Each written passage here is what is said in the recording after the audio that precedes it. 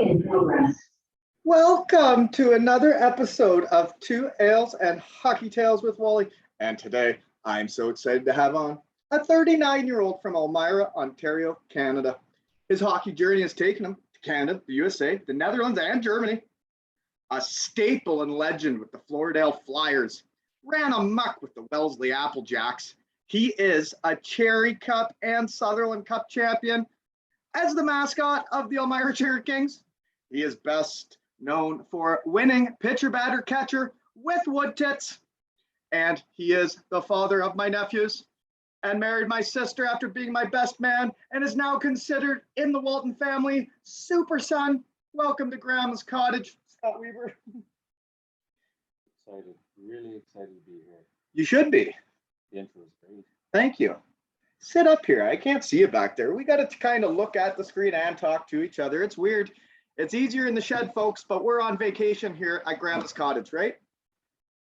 Yeah, you could have left as the mascot out, though. That would have felt better. That's part of your hockey journey, but you are part of the championship. I just put your position on the team as mascot, right?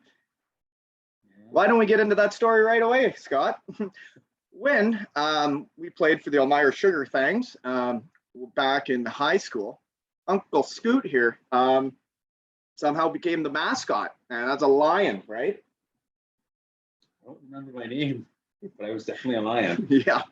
yeah, folks. How did that start? How did you become the mascot? I think I was hanging around you guys too much. I'm like, hey, this guy can't play hockey, but not good enough to be on the team, but wanted to be a part of it, eh? Yeah, just wanted to be around it. I could skate, learn how to skate out on ponds. Yeah, a lot of broken ice out in the ponds I was skating on, but it was thin field. So I just kind of jumped into the mix and felt like I think a lot of winning started. There was, and I think when players are having fun, you win more. And when your buddy is dressed as a lion, a couple beers deep, that's fun. That's hockey. I should have worn my shin pads on the back of my calves, though. I think there's a. Well, did you not get slashed by a Culleton, a Stratford Culleton? Did you not piss on their logo in the William Altman Arena? I think I got slashed after I pissed on the logos. I think it was a fake pee, folks. He was dressed as a lion and he just pretended to raise his leg, right? He didn't actually like pee. No, they shouldn't have been that upset. It was just a show, right? Everyone took it too seriously, I think. Yes, they were upset, folks. But we were having fun. And we won. Yeah, that was going off. That was when you guys got dressed right at the door, right?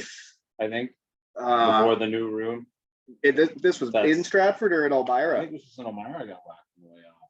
Oh, right, because you got off the ice where the away team was, right? Wasn't that what happened? It didn't seem to be that dangerous until that night. Right.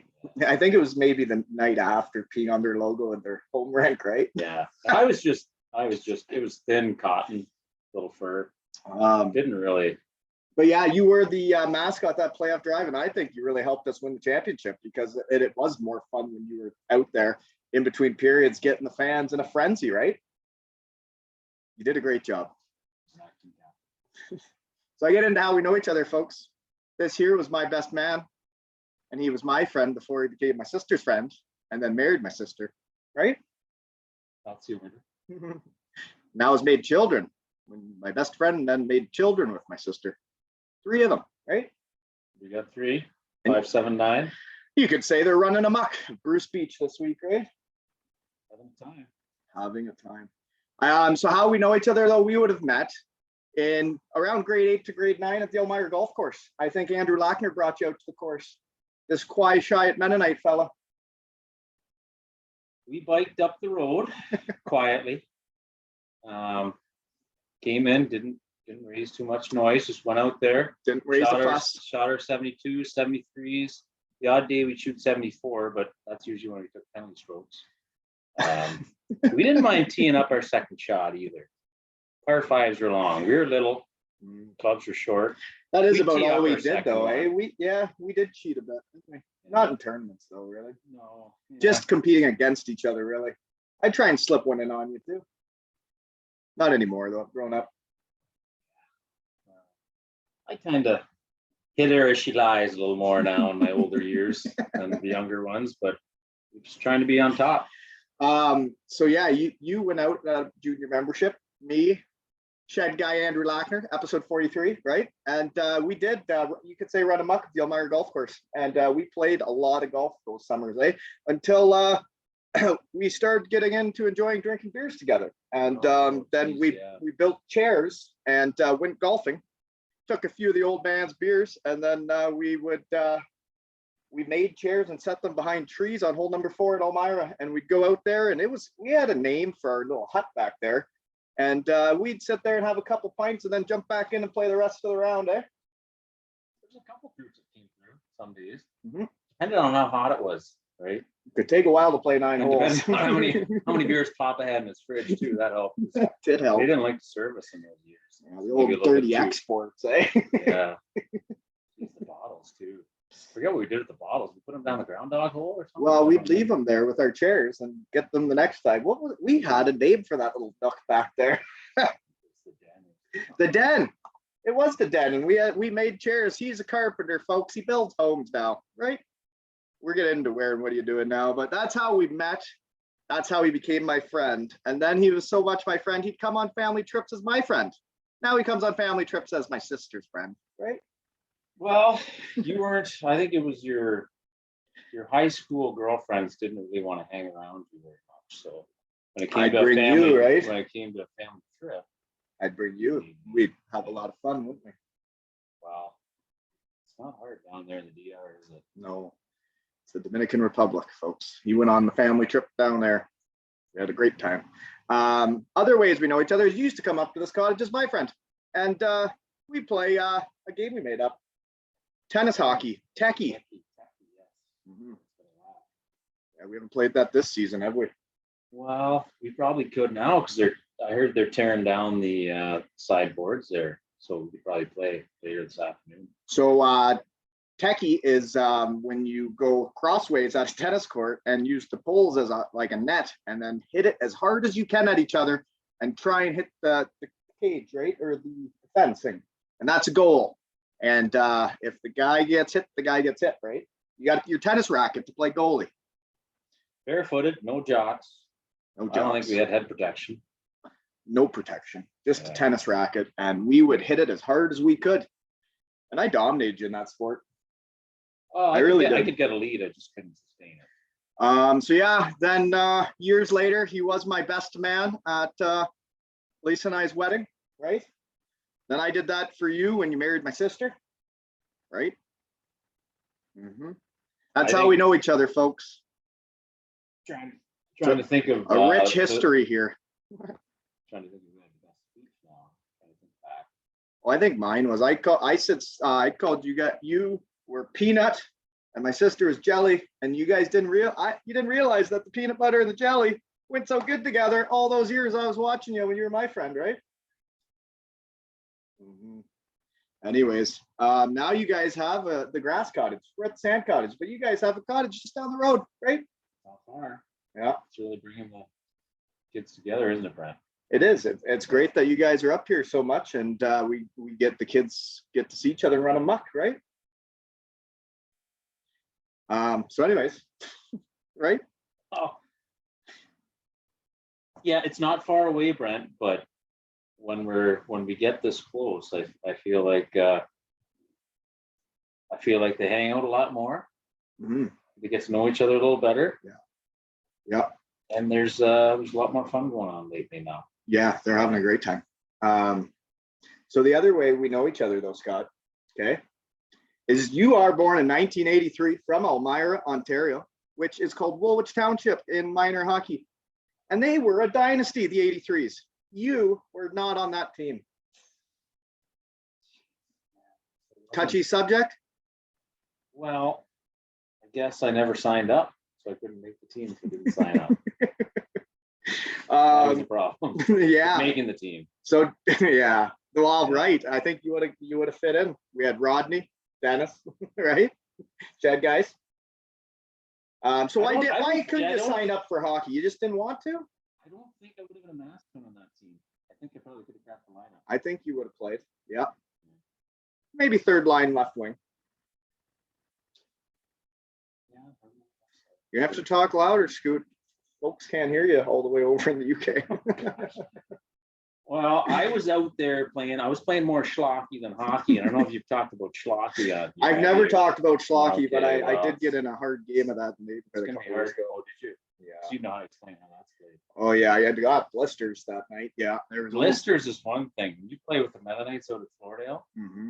there's a lot of high sticking in there. You get them off the knuckles. Well, you should really be wearing hockey gloves playing Schlockey. So Schlockey is a piece of plywood with some wood in it, barriers you could call them, right? And there's a net at each side. There's a guy that stands on each side, or you can do pairs, right? And you have no blade on your stick. A hockey puck's in there, and you just gotta muscle it past the barriers and the other team. And there's a lot of stick work, you could say, right? It's a lot of whacking. A lot You of know, I whacking, played with- as hard as you can I whack. played with the Dave Martin boys, and they didn't really have the hand-eye, so they were just whacking. Like, move the stick faster, there's a better chance of hitting the puck. It was a challenging sport. We got a few scars, but that's really where my hockey career was at its highest, was on Schlockey board. Were you good at it, Scott? I could see you dominating out there in Floridale Public School. I did win a couple times. So you mentioned the Dave Martin, so that would be a one of kinds of the Mennonites, right? That's the old orders. Is that right? That's true. Okay. Yeah, there's others, but those are the ones. There's a we few saw. different ones, right? Sticker shoes, Dave Well, the Mennonites pretty well own all the land from Kincardine to Elmira, folks, right? Pert near. Okay, so why didn't you play hockey then? Well, we weren't a hockey family, Brent. Mm-hmm. Yeah, I didn't come out of a hockey family. Yes, you didn't either, but No. you played hockey. So Yeah. I have an older They just brother. signed me up when I was little. I don't even know if I asked for it the first year, but then I just got into it. Yeah. Yeah. Well, I have an older brother. He didn't play hockey. Maybe he didn't want to. Maybe he didn't play. So I didn't play. And then we skated with the neighbors on the ponds, and Floridale, they put in a rink every year. It was pretty good out there. Well, Scott, I'm just curious how many tripping penalties you took, because I played pond hockey with you there about a year ago, and I tell you, my shins felt it for the next, I'd say, month. Every time I try to go around you, I would get just a whack. That's from playing with the Dave Martins. They didn't wear shin pads either, and they didn't complain. Slash those boys all the time. Yeah, well, I was complaining. It hurt. Wow. It was an age thing. You don't feel so quick anymore, do you? I do remember playing the pond hockey though, like out in Linwood, when we'd go out there to skate, and you'd get out there with some of the Mennonite fellas, and they would just attack the shins. You wanted every piece of equipment on you could find. Yeah, it could hurt the legs for a few days. But that's how you hone your skills, right? That's how you learn to really get competitive out there. yeah, You got to fight through no slappers. it. Okay, next question. Where and what are you doing now? All right, so I'm living in Elmira. Spend a fair bit of my time down on Lurgan Beach in the summer. While in Elmira, running a contracting business. Midwest Renovations, folks. Check them out, right? You got a website? Yeah, successfully running the business. Mm-hmm. Um, You even built some cottages up this way, didn't you? I have recently, yeah. Mm-hmm. Yeah, there's some dandies too, which helps. Well, it's pretty nice when you can work in an area like this in the summertime, right? Yeah, and you know, But you don't really want to work when you're here, do you? when you work for cottagers, you're a little more relaxed. You get to pick your clients, you get to pick your work, and I see myself up here a little bit more in the future. But for now, I got the 579 boys at home, so we're The busy. 579 boys? the three boys are busy at home, so I can't be up that's here the working all the ages. time. I thought you were getting in like an area code or something. I thought maybe something had changed. Yeah, no, we're 519. So. Yeah. Yeah. Okay. Yeah. Well. Yeah. So yeah, it's a booming business, I tell you. And we call this guy Super Son, folks, because he does all the things I never could. You know, helps the old man with all the stuff, knows how to do all the stuff, builds everything, right? And I even moved my sister and the grandkids right onto the same road as my parents, eh? And then built just a beautiful house because you know what you're doing, right? No, I faked that. Yeah, but you did, eh? Super. Is it ever too much having the grandparents just down the road? Old Pop and Nana? I never home. Quite all right. Works pretty good. Okay. Just a golf cart right away, eh? Anywho, what else do we got then? So, yeah, you're a builder and you're running a muck today, right? Okay. Yeah, business is good, Brent. Thanks. Yeah, that's why the groceries are what they are at the cottage right now.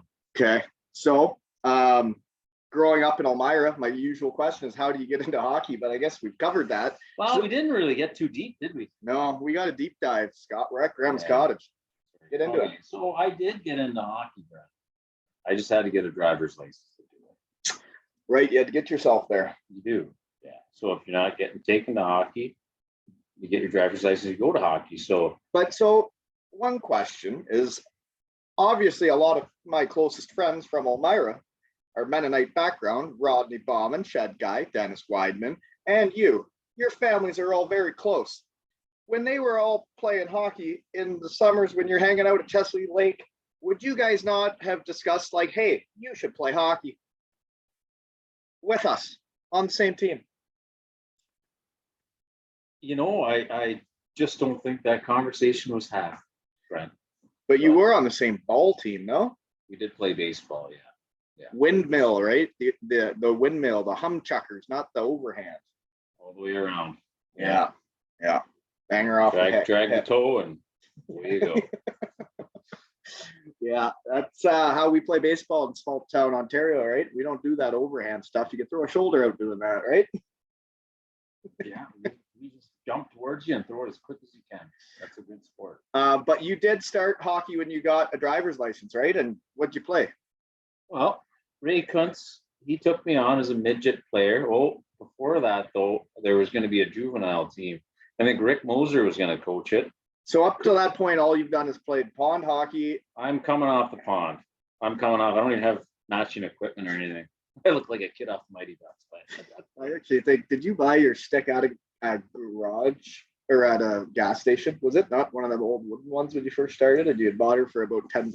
Oh, jeez, I didn't have the best stick, but no, I think I would have. I was making money. I was working, so you would have invested. I probably had that stick tape months in advance of the first game. But no, I was going to do the juvenile, but the juvenile folded. There wasn't enough teams, so then I ended up. That would have been a year above. So I was. Well, I guess I drive at night when I'm 17. I think I got my driver's license G1 at 16. I got a G2, so I could cruise around in the minivan. So, you got yourself to hockey, and you was that the rep squad then? That was a rep. Yeah, we were. I don't know what we were, single A or something at that time. I have no idea. But I went out there first game. It wasn't game off. I scored 2 goals in my first game. I never played a game of hockey. You scored 2 goals your first game? Ray Kuntz gave me a tap on the back. You actually scored 2 goals your first game? Yeah. They weren't pretty. It was like a Schlockey goal, right? I was in front just whacking away, but I put them in. I scored. It's amazing what can happen to an age group, because back in novice there, when we, when we were winning all Ontarios, I guess all of us weren't on this team, eh? So who was left? Was like a Dane Chatwell or a Mark Schwint on this team? No. Mike Bauman? Yeah, Mike Bauman was there. Jeff Hayes, perhaps? The fellows from Elmira that are part of the dynasty that is the 1983s? Oh, yeah, Brad Anderl. I think Earl might have been his assistant coach. Well, so anyways, so you scored 2 goals your first game then. So, like, did you guys have power plays and everything? And are you getting power play time right off fresh from the pond? No, this is exactly the same as my second year of hockey with the Wellesley Applejack. No penalty count, no power play. How did you get the 2 goals though? You have to remember that first one you ever scored in your first game of organized hockey, right? Go to the front of the net. Just bang it away. Right? Yeah. Just like a game of Schlockey. You just gotta get in front of the net, right? Yeah. I didn't need a stick. Right? No blade on it, that's for sure. Okay, so after that season, how does it go? Do you run a muck or what? Well, the off season I didn't practice. I think I went back to doing what I typically do for summers, which is training. What was your first summer job? Ooh, we're gonna go there. Yeah, I think it's a funny story. Did you not work all summer and then get paid a wage that was not acceptable and you accepted it? Well, I still remember the look when this gentleman handed the check through the window, and he didn't hand it through the passenger side. He handed it through the driver's side of the window where my mom was sitting, and he handed it to her, and it was unclear what I was going to make for the whole summer. And this is like from the end of June to the end of August. Like What was it? 2 months. The amount? What were you doing? What was the job? Building chicken barns, paint, steel, sled, cement, anything, everything. Just helping around his farm. Yeah, that's right. But that first job, I learned something off making $3 an hour, apparently. That's what I'm going to tell my boys. And they're making minimum wage. Hey, you got to negotiate beforehand, eh? Well, when Andrew Lacker and I started out at the Elmira Golf Course, they're cutting grass. It was $6.45 an hour. You're doing a little harder work than what we were doing, raking the bunkers. I know sometimes you guys like to sit around on the front porch of 26 Aldale and go and do your work at night. Right. Do it before the course opens, which you got to get ahead of the golfers. You never know what time the golfers are going to tee off, so you get out there early and well, get the work done, it's about work ethic. So I will tell that story. I guess that's never been told. Andrew Lackner, episode 43. Him and I used to run a muck at the Elmira Golf Course, cutting all the grass, and we do the tees and approaches. And well, one night in high school, we decided we didn't want to wait till 5:30 in the morning because we weren't going to feel as good then. We felt good at midnight, and we had a key to go in there and get to work. So we did. We unlocked the doors, we punched our timesheets, and we ran amok. We cut the grass, tees and approaches were done. But then one of the bosses was working night shift and found us out there. He didn't really think it was as funny as we did, eh? You know what? I think he was running night shift because he was a bit of an alky, though. So he was out there doing the night watering, but I don't think he liked his wife. So he was out there watering stuff and drinking. So I don't think he was that upset. I don't know what happened, but he got upset. He found me on the hole number 3 in the sand trap, raking the bunkers. Bunkers didn't need to be rigged. Not at midnight, not at 1 in the morning. I'm not sure what time it was, but you know what? We got the job done. So that's all that matters before the golfers got out there on Sunday morning, right? You two weren't cutting greens yet at that age. We didn't cut the greens that night, folks. We kept it tame. We just raked the bunkers. That could have been good. Yeah, we didn't start cutting stuff. We just raked the bunkers. Yeah, it was fine. I want to visit Elmira. Beautiful golf course. Beautiful. If any of you. Former sponsor of the shed. Yeah, when Kyle Rank came on. Yeah. So cheers, guys. And I won't work in the middle of the night anymore, but we got the work done, right? Sorry for folks that have never heard that story, because I think the guy kept it to himself that we were out there raking bunkers. I think it was all good. I think this is the first time that story's been told. So, anywho. We're not going to get him fired, though. He's already gone. He's gone. Yeah, I don't know what happened to that guy. But anywho, yeah, whole different regime now, folks. They don't work it. They probably don't even have a night shift guy now. It's all green and cut and ready to go, right? Anywho, I got to get into more hockey still. Or do you want to pole vault now? Oh, you love pole vaulting. Let's not pole vault yet. I want to know. So after your first year of hockey in midget, obviously you scored 2 goals your first game, so you're doing okay. What happens from then? You age out of minor hockey after 1 season? Oh. Let's hold up here. No, I did not. No. Yeah. You could have played more minor hockey, but you excelled. I took a year off before going to college, kind of mucking around, hitting nails, not really doing a whole lot. So I'm like, there's a couple guys I know that are going out and playing for these Wellesley Applejacks, and it was junior development hockey, which I think it's changed to junior C now. But are they junior C like the Bulldogs here in town? That's not bad hockey. I've seen some games. But did you have Randy Bauman on your team? He's a big fellow. Rodney's older brother. He was gone. What a hockey player. I had a Dale Weidman as the captain. I had a Darren Weidman as the coach. And if Darren Weidman wasn't the coach, I don't think I would have made the team. Well, it was your second year of hockey. So, well, I went out, I think we were actually just up 21 here. We went to a tournament in Southampton and went out there and threw my body around a little bit because I couldn't stop. Anyways, ran a couple guys over. And then they kind of asked me, well, would you be able to do that again? I'm like, well, yeah, sure. And then I still remember Darren looking at me. And I don't remember the exact words, but it was something like, well, you're not cut. If you want to play, you can, but you don't have to. But if you want to, you can play, but you may not play that much. And then I just sat there and I had a menopause, which everybody knows what menopause is, I'm sure. No, you'd have to explain that to the crowd. Wow. If you're not watching the video, you hang. It's the moment when the Mennonite hangs his tongue out of the side of his mouth and thinks, and then pauses. And he knows damn well what he's going to say, but he has a menopause. Just a short pause. Not very long. You know they're going to respond. It just takes a half a second. Right? And after my menopause, I said, yeah, Darren, I'll play. Okay, well, we'll see you next week. And then you were on a junior hockey team. And I tell you, that was. So were you year. running around? Did you get some shifts then? Oh yeah, fourth line. You're bucking it up, William eh? Pierce and Tim Settle. We weren't the strongest fourth line in the league, but we didn't give up many goals. We didn't score many goals. Weren't out there much, probably.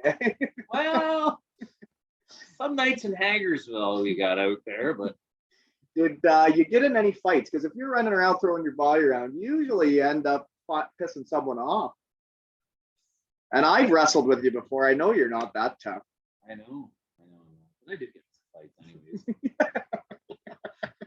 It was fun, and that's what I could do. It's always fun. You got to test yourself, I right? think secretly, that's probably what Darren was expecting. Like, well, if you can hit like that, can you fight like that? And The answer is no. The answer is no. Did you get beat up much? Because back in that stuff, you got to pull the guy's helmet off, right? They got the cage on. A lot of it was just wrestling, trying to get the guy's helmet off, right? Yeah, I was so stupid.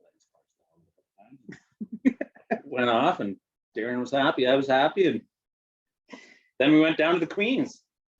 What's the Queens? The Queens Hotel. Anybody who plays for the Wellesley or played for the Wellesley Applejacks in those years know where the Queens Hotel was. Great wings. You'd sit down there for a little bit. Oh, that's a place downtown Wellesley. Yeah. Well, it's no longer, but then you'd find your way into Waterloo with Zach Yoshi and have a great night. Run amok. Yeah. Zach Yoshi, eh? I remember him.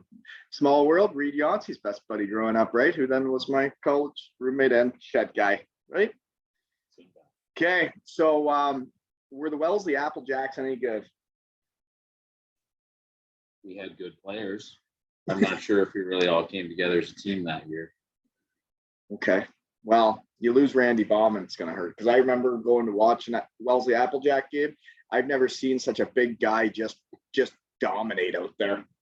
Have you ever watched him play much? I played with him in the EDCHL as a flyer, Randy. That is, what league is that again? No, District Hockey League. District Hockey League. Did I miss a letter? I don't know. Isn't it Church League? It's Church League, but that's the long form. Church League, folks. So, how did it start? Was it not all the churches had a team at first, and now it's just all the dandies of Elmira just around a team, right? There was some religion in the game at the start. You'd have to show up to church, and they'd take attendance. They'd all sit in the back, and then they'd go out and bang around on Thursday nights and win games. And it was a beautiful sport at that time, but then it turned into a little bit more of a rec league. And you could say people even sometimes have drinks before their games, right? But it's beer league. Well, it's church league, right? Not beer league. It's church league in Elmira, but it's not a beer league. It's church league, right? Well, there was 2 or 3 years that we did drink before the games. Yeah. Yeah. Maybe. Yeah. With like Gary Martin. It was maybe too much for playing hockey. Yeah. It wasn't the appropriate amount. No. Not if you're going out there. Everybody has to run amok, right? Everybody has to go through their growing pains of understanding what kind of alcohol they can hold and play hockey. Right. but it's not a beer league, it's church league. Exactly. So one sport I know you played, and you did run amok in this sport. You dominated. Pole vaulting. So I've always been curious about this because I knew you were a pole vaulter. You know, it was the talk of the high school. Everybody couldn't believe how great you were at pole vaulting. And well, how do you ever go and run and stick that stick in for the very first time and go flying up in the air? Because I am too scared to ever try that. Well, I think you got to trust the stick. That's the start. You can't stick a stick in a trough. And how do you know if you got a good stick? Wow. How do you know if Elmira High School is providing the right equipment? Well, I found out one day that Elmira High School hadn't updated their sticks in a while.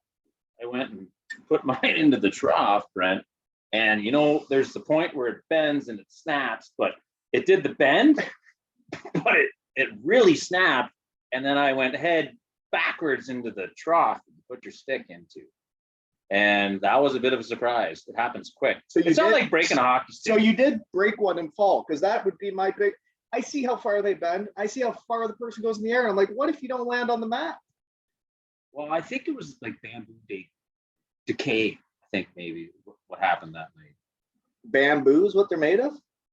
Strong wood. Well, I think those were, because they weren't good.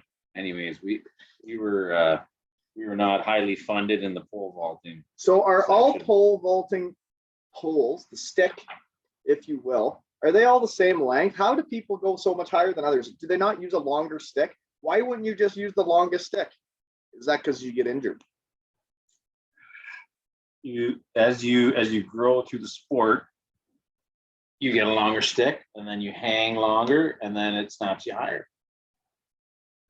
But I Is it all about the snap then? It is. Is it? What do? You got to lean back into it. You wait. You got to sit there and wait. Wait, like, so you run, you stick it in, right? And it's like, when does the snap happen?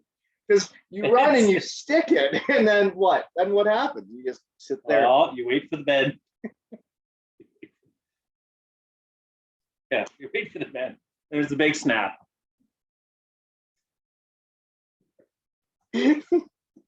But you did run amok at that sport, eh? Well, I went to OFSA, which is pretty cool. OFSA, folks, what does that mean? That's like all Ontario for high school. Ontario, which is not a very big pole vaulting province, but people did do it. I was competing when I went to OFSA. There was people who did it indoors. I was more of an outdoor pole vaulter, so I was like a seasonal guy.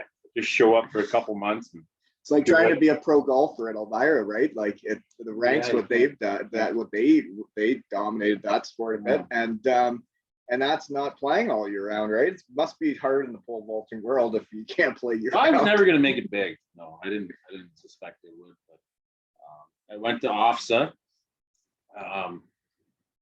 We had different ways of transporting our poles around because they're pretty long, right?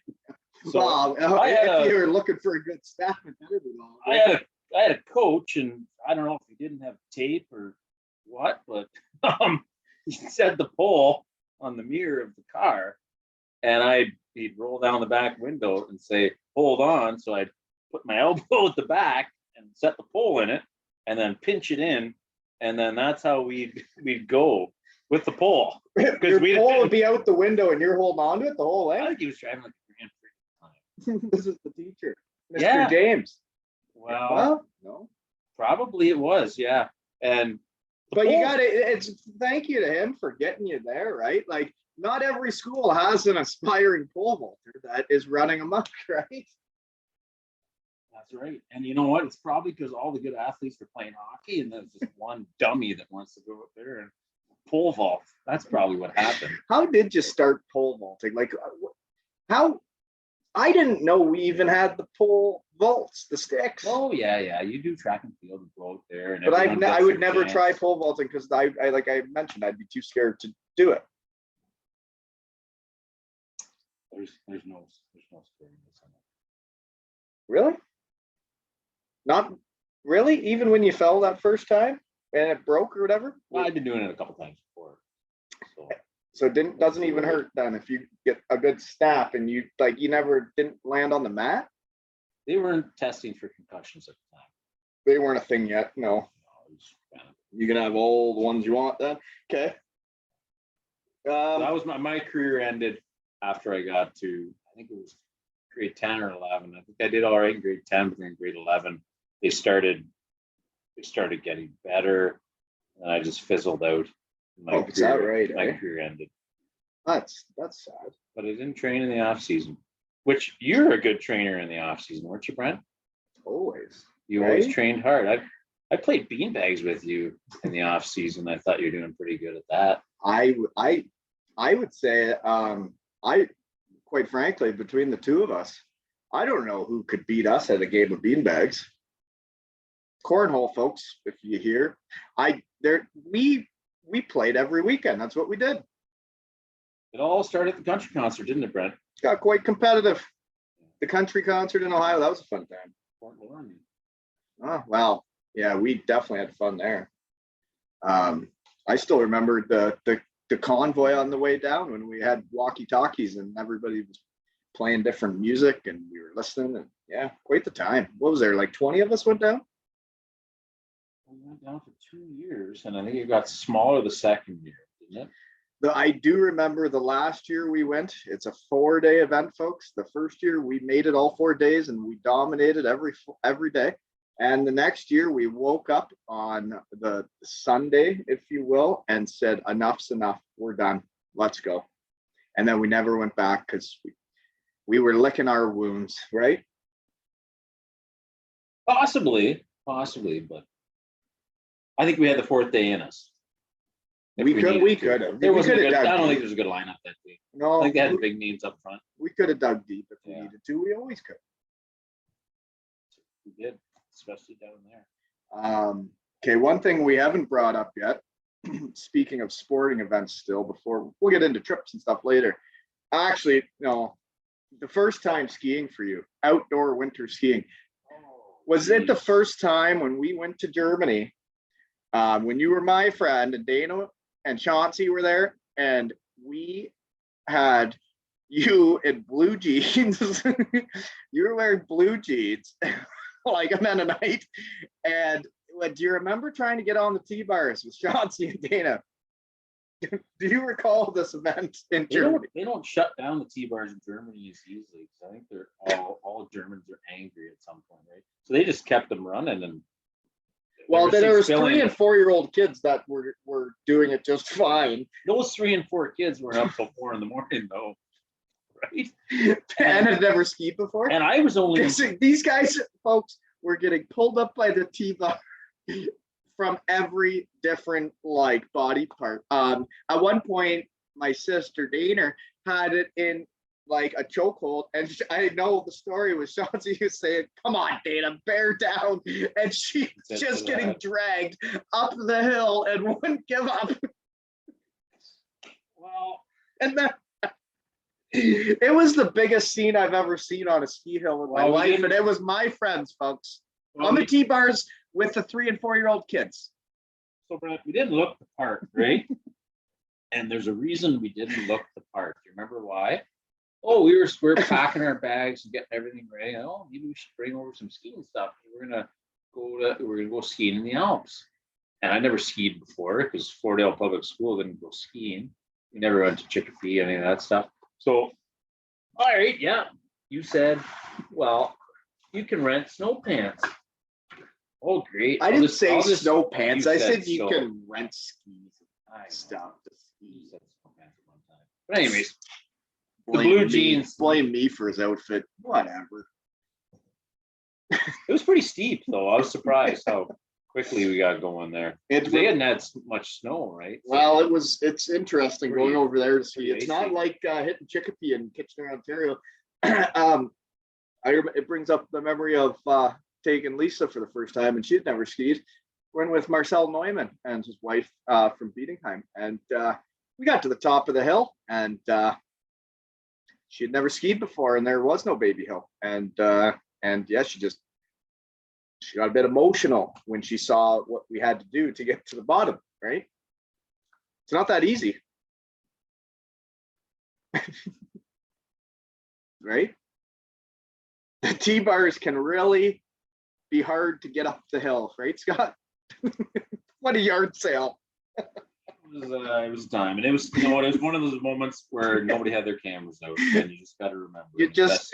You're right, and that's why you got a pod years later to talk about this, because if anybody would have had phones like nowadays, you guys would have gone viral for sure. It would have been different. It would have totally been different if the conditions were better. I feel like it was a little bit. It had nothing to do with conditions. It was icy for Coco. It wasn't icy at all. The kids were doing it fine. They literally were like 3 years old without even poles. And they were looking at you guys like, what's wrong with these people? Why can't they get to the top of the hill? Oh, there was skis everywhere, poles everywhere. Folks, I wish you guys could have seen it. But moving on, lost the notes. We better keep going. I don't think anybody likes feeling like a tourist, and I feel like we all look like tourists there for a little bit. We definitely didn't blend in. Not at all. No. But yeah, fun times. One way we really know each other though, and we haven't even brought this up yet, was you are a pitcher batter catcher champion with Wood Tits too. You know Andrew Lackner, episode 43, he always said when the draw would happen and him and Woody would be together. And Andrew, you know, he wouldn't let him pitch. He would pitch the whole day, throw his arm out, and just wouldn't have it at the end of the day. How did you win with Wood Tits? What'd you do there? Well, I think I pitched every pitch. You did pitch every pitch the whole day. Every pitch. I don't think Woody threw many. I don't think we let him go in the first inning. He had a hard time throwing strikes, right? It wasn't even that it was that big of a peach. It's just throwing strikes. Tits, right? Tits isn't a pitcher, but to tell you what, Tits was a hitter, and Tits had. Oh boy, we got someone coming in here. I think Tits hit that year. I think he had a couple nice hits, and we built off each other, and we came in as the underdogs. Hi, Ty. We came in as the underdogs, and I feel like anytime that happens, you've played on those teams where you're a whole bunch of guys that maybe don't have as much talent or strength as you should. I'm a dumb Mennonite.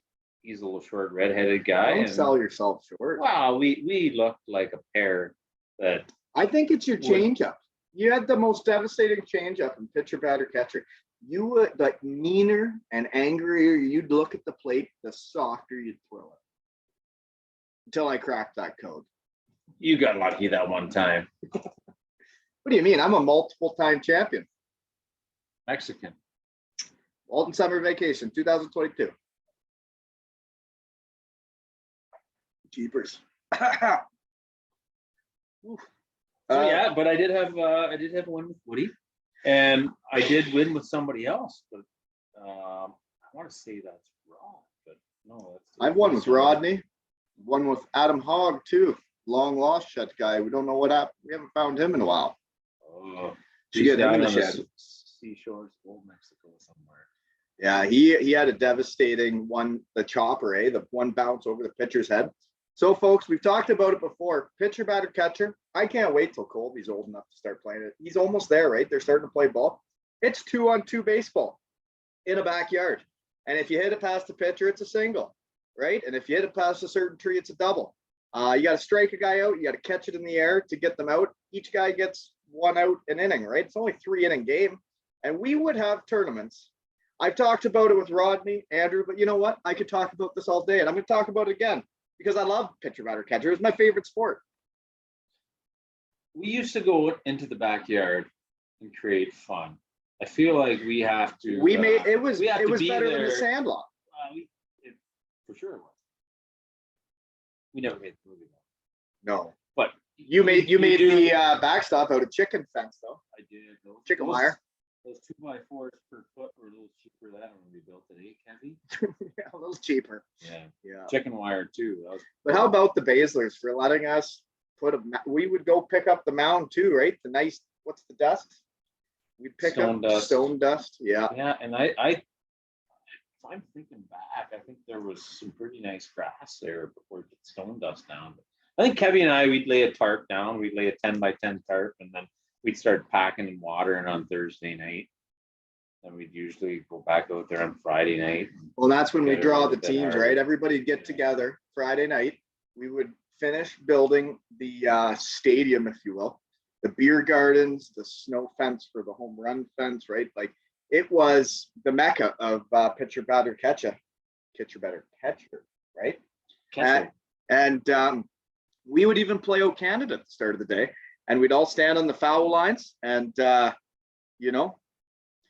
get after it then. And then we would compete harder than anybody's competed in any sport anywhere, right? It's definitely a sport that we need to pass, or else it'll be lost.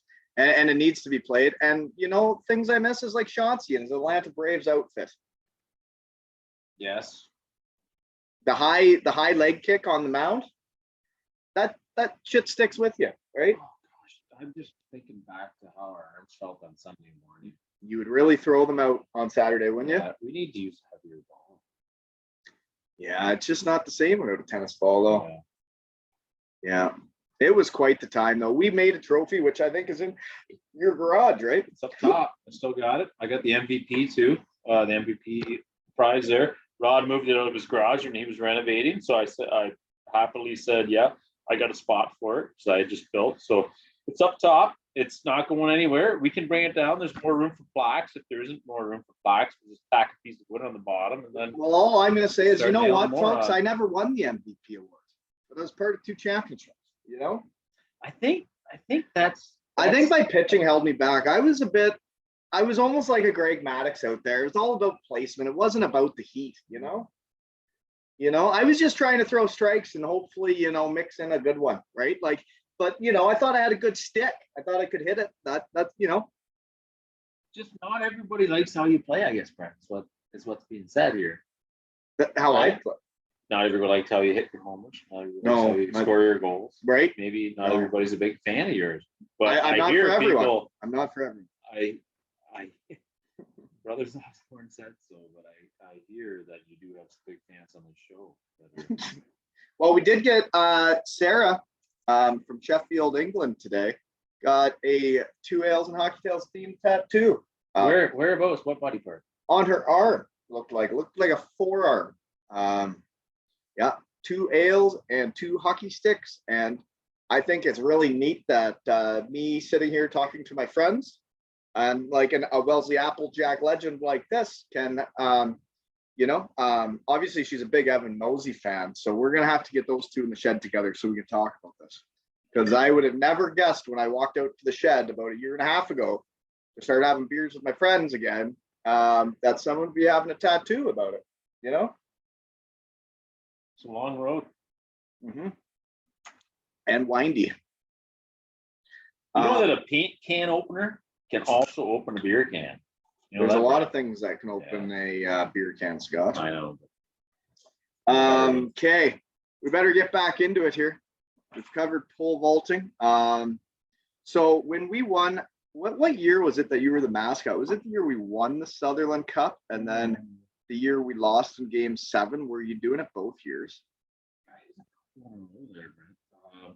feel like I was part of a Cherry Cup and a Southern Cup. I think you guys went which order? We won. Well, the Cherry Cup I you remember- win to win the Sutherland. We won the Cherry both times, but the Sutherland was only the middle year. Yeah. Yeah. So. Mm-hmm. So you were doing it both years, and I tell you, like when the old Elmira Arena was rocking, and you were out there in a lion suit with a Sugar King flag and just running amok of a place, getting the fans going, getting the kids going. Wasn't that a time? It was the highlight of my hockey career. Wasn't And, it, Brent? I kind of I took that what you had done there with trying to be part of the team, trying to win. It's all your best buddies on the team. When I got injured in Cardiff, Wales, and started spray painting myself naked to do pregame speeches for the boys, it's kind of like putting on a leopard suit or lion suit, right? I was uninjured, of course, but I was doing Uninjured. the same thing, healthy. Yeah, a beer too to calm the Yeah, nerves, well, and then just run amok. the Right? old Blue Line Club upstairs, there wasn't many people up there. The late Oscar Block was always down in the other corner, and I was in the other corner. And I go up there and have a couple beers after first intermission, and then go out there for the second.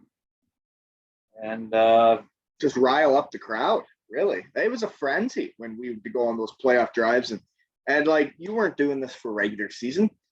I didn't even get paid. Looking back, you're not getting an Alliance suit for regular season. You're getting an Alliance suit to win championships, right? And then we do have those photos, those championship photos where the Lion came back out on the ice. I don't even know how the Lion could skate that late. Because you guys have been playing hockey for 3 hours. I've been drinking for 3 hours. How the fuck do I get on skates again? Yeah, but he dominated it, folks. He was like, it does help though. Hockey players having fun play better. We were having fun when our buddies out there half court running a muck in a line suit. I was pretty banged up the night I fought Thorold Winterhawk there. Remember Thorold? Did you not? Was it not John Scott trying to fight you? No, Ken didn't fight John Scott. Oh no, I was just fighting the other mascot. You were fighting. I thought you fought the Carlton. That it was that Schultz guy or someone that slashed you, right? Slashed me. I never fought him. I got off the face. You fought a mascot. That's passion, folks. That's what it takes to win. It takes everybody. You ain't backing down from nobody, right? So I don't think it was before the game. I think before the game we were skating around with our flags, and the Hawk thought he was better than the Lions, so came back out and he came at me. The Hawk came at the Lion. It was. Are you in the Thorold arena or the Elmira arena? We're in Thorold that night, so I'd ridden on the bus too, right? So I came on the bus with you guys. So just like when I went on the fan bus with the card of Red Harvey, have a few beers probably to loosen up before your show. Probably, but I thought I was minding my own business on my side of the blue line. That we started drifting, like the Hanson brothers started drifting a little bit closer, and then he grabbed. I don't know if he grabbed my head or my flags. I used to have that flag. I went off with it. I forget what he grabbed, but anyways, we got tangled up, and he was trying to rip my head off. I just snorted. Yeah, he was trying to rip my head off, and I think the Hawk was like a grown man because I was pretty young yet. And he was tough. Well, you were a bit buckled, right? He might have been sober behind the Hawk. Wow, that's cleared. No, I wasn't that buckled that they wouldn't get advanced for that. But you just weren't a good fighter. We covered that. Anyways, the Hawk flew away. The Lion stood his ground. And you guys won that night. And so did the Sugar Kings. That's how it works. Yeah. If your mascot's getting beat up, you're not going to win that game. Not a chance. No. That's just karma, or hockey gods, they call them, right? Okay. So, yeah, what a time, though, winning the Sutherland Cup in your hometown with the Sugar Fangs, with you as the mascot, Andrew Lochner, all the fellas that came to the golf tournament a couple of weeks ago. What a time that was. Oh, boy, I heard you guys had fun. We did. You guys invited back or what? I don't know. I think so. There's only one guy that probably. I heard there's some pretty low scores and that everyone was really hitting it well that day. We did play. There was some good players out there. There's some good scores. Troy Louts and his squad from out near Owen Sound, former Durham Thundercat. They dominated around a muck. Yep. Won the trophy I built again. That we like building trophies, eh? You built the pitcher batter catcher one. So I built a few this year. Fun times, eh? I think you're definitely gonna need more people and more competition next year. And maybe make the shotgun a little earlier, because I think 2 o'clock on a hot day is a little late for some guys. I was actually thinking that the band was almost unnecessary because Roy's Garage, they ran amok, folks. They dominated the scene, but there was a lot of folks that are gassed after 18 holes and a bunch of beers. There were a lot of people cleared out before the band even got a chance. And I heard they were playing music like anybody requested. They'd play whatever song, and everybody had just a hoot. I didn't make the last hour or two. I was a bit tired, but you know, I don't know if I need a band next year, but the tournament was a huge success. But the band also did everything asked of them and more. They're fantastic, but maybe unnecessary because people were in one, right? Fantastic. Maybe separate nights. Maybe need to host 2 events. Oh, You'd have the winter event. The possibilities are endless, right? Yeah. Wow. Yeah. It's only so much time in the day for organizing things, right? Oh, you got another job? You don't just make all your money on this podcast? No, not I really. thought people are tipping you so much. You said everybody's tipping you. No, I got 10 pounds from Sean Phillips there. And out in Cardiff, who he used to chirp me on Twitter and say I was fat and that I sucked. And now That doesn't cover you. he tipped me 10 pounds and it made my knees buckle that someone appreciated it and tipped me off the website. But So you do go to work still? oh yeah. Oh shoot. I thought the Ripley Wolves were paying you well too that last year. No, that was voluntary too. Jeez. Yeah, Boy, you've been out of money for a while then, eh? Do a lot of volunteer work, but no, I got a real job. Just try to find the time to have fun when you can, right? You do have to make time for fun. You got to make time to be yourself and have fun with friends. Be yourself. There's only one of you. You should. Yeah. I think so. It takes a while to realize that when you stop caring what people think, it's more fun to be alive. You know? Right?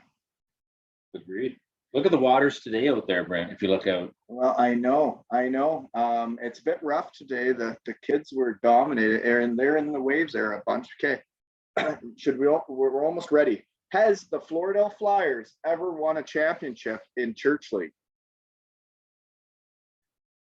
This is true or false, right? No, it's the question. Have you ever won? No idea. You don't even know if you won like the trophy? I was never a part of a winning team, but I'm sure they won a lot before me. Is that what you're saying? So you haven't won? No. Oh. Am I supposed to feel bad about it? I don't know. Don't you have a bunch of guys? Like, don't you have Andrew Lackner, Rod Bauman, Ken Dunn? Don't you not have a bunch of shed guys that and you're losing to all these young punks? Is that what's happening? I can't imagine you competitive guys that used to dominate pitcher, batter, catcher, losing to a bunch of punks in Church League. Can't see it. I think when we got our momentum, I think COVID did. And then we had You finally kicked the drinks beforehand, right? And then you're trying to actually, get some exercise out there, get the heart rates up later on. Yeah, it's hard to say how many we won or how many we lost, but always worked hard. Exactly. Is there fights in Elmira Church League hockey? Well, now you get kindly asked to leave. Forever? Well, not come back right away, like not that year. Kind of like the Central Tavern back. However, it used to be 3 games, I think it was. You could drop them. But three games is 3 weeks, right? So season is long. So you wouldn't want to be doing it every night. No. Have you been in a fight in Church League? Never. Well, I got attacked the one night, but attacked? I didn't really put up much of a fight because I couldn't get up. So I got attacked one night. We said you weren't a good fighter, right? Exactly. Exactly. I did. Well, no, I didn't really get up. But anyways, he didn't let me out. Right. Sometimes when the guy won't let you up, you can't get up. No, why? Even no matter what you do. It's depends how hard you want your neck muscles to be pulled. I wrestled Chris Frank on the ice one time, Frank the Tank back from Western Michigan, and I realized that if he wanted to hold me down, he was going to hold me down, and I wasn't going to move. Different weight class, different. Some people are different upbringing. Yeah, right? Some people are just stronger than you. Yeah, and you know what? That's fine. Right? Fight in your weight class. Just do your best. Okay. Other things is your kids are a bit into hockey. This young Cash fella, he was just playing for a Toronto team or something. Oh yeah. He tested out a little bit of hockey this year. It was a little spring hockey with the Bulldogs. Yeah, what's that? Toronto Bulldogs. That's like you're driving to Toronto, eh? You're right into this hockey dad thing, eh? Well, I'm driving a little further. Then, yeah. So, yeah, we're driving to Vaughan. We're driving to Vaughan an hour. It's really not all that far. An He hour. It's enjoys got to it. be more than an hour. Well, 407, right? Pay your dues. You get there Oh, so you're quickly. paying to get there quicker. No, you take the left, then you get there pretty quick. But yeah, no, he loves it. He loves hockey. Yeah. So let's drive it to him. Drive it to him. Drive it in him. Yeah, no, I know him and Colby. They like to play hockey together, don't they? That's right. And you know what? They're not making it to NHL, are they, Brent? You never do know what No. they're gonna do, but you gotta enjoy every day, right? If they want to compete, let's let them compete. Right. Just Yeah. try and win shit, right? And yeah, no, going to Toronto has been fun. It's opened up our eyes. We met some new parents and new friends, and we had a good spring. So he'll probably go back in next year. But he's going to be playing for the team again this year. And do you coach? You coach some kids too, eh? I'm learning. We've talked about your extensive hockey career, but you are one of those dads willing to step up and coach, right? Sure. Yeah. No, I like coaching. It's fun. You don't have to be. You don't have to have played a lot of hockey to be a good coach. Dave Officer with the Elmira Shirt Kings. He wasn't that into hockey, right? I had him on. He was. But, Dave Osper, he has a cottage over in Punk right behind us. Yeah, he does. Yeah, and he came to watch Colby play last year in the under 11s. It means a lot when your former junior coach shows up to watch your kid play 20 years later. You know. Yeah, coaching is more about finding a few kids' strengths and then making everybody feel involved. And having fun at the younger age, right? And having fun, right? Yeah. Isn't that what it should be at this age, right? What your kids' age are at, it should be about fun. I hope if they're not having fun, they're going to be done early. Yeah. But yeah, it's Reed saw him score a goal with Woolwich when we got to come to town there, and Cash went and watched him in Listowel, and what a nice arena Ben Gunn built, with the little mini hockey arenas back there. Cash was running amok that day too, folks, and Ty's just getting into it. Third is on board as well. Yeah, cheapers. You guys are going to be busy, eh? Having 3 kids is a lot. Well, I'm projecting we'll be in the arena every day soon.